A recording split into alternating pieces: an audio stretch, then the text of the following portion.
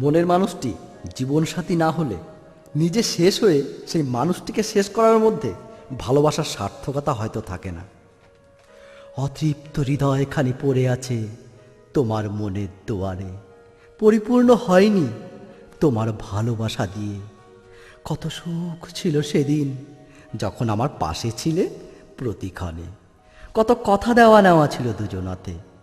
মান অভিমানে ভরা প্রতিটি মুহূর্তেও তোমার এক একটি হাসি দিয়েছে নতুন জন্ম, এক একটি কথা ছিল এক একটি আহারের গ্রাস। আজও তোমার কথাগুলো সত্যি হয়ে ভেসে ওঠে। হাতের নিষ্পাপ আঙ্গুলগুলো তোমাকে স্পর্শ করার স্বপ্ন দেখে। দিনের শেষে ক্লান্তির পরে তোমার তালপাতার হাওয়া আমার আর সইল না। তোমার তো এই বকফুলের বড়া রুচল না, তোমার বিছানাটা আপন হলো না। তবুও মাদকাসক্ত হয়ে তোমাকে ভুলে থাকতে পারি না। আমার যে বাপের জমিদারি নেই, দিনের শেষে ঘরে থাকা বৃদ্ধ বৃদ্ধার জন্য খাবারের যোগান দিতে হয়। মনের সাথে যুদ্ধ করে, সমাজকে সাথে নিয়ে, তোমার শূন্যতাকে আপন করে দিনগুলি পাড়ি দেই আমি। পাড়ি দেওয়া এক একটি দিন, এক একটি যুগ।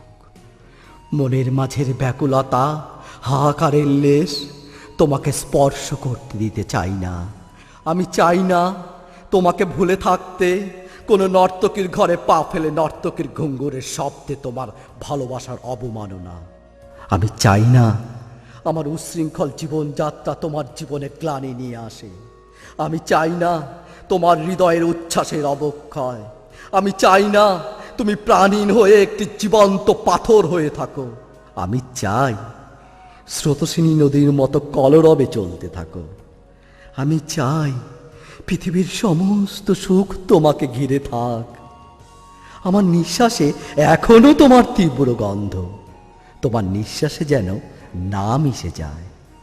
আমার বাহ্যিক জীবনযাত্রা তোমার কাছে যেন এই বার্তা বহন করে, আমার তোমার প্রতি ব্যাকুলতা ছিল শুধু মেকি। আমি যেন তোমার এক লম্পট দুশ্চরিত্রের অতীত সঙ্গী হয়ে ঘৃণিত কীট হয়ে থাকি।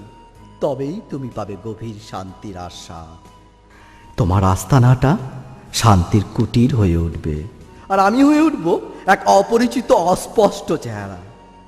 হয়তো জীবন অতিবাহিত করা এবং বেঁচে থাকার মধ্যে অনেক ফাঁক থেকে গেল।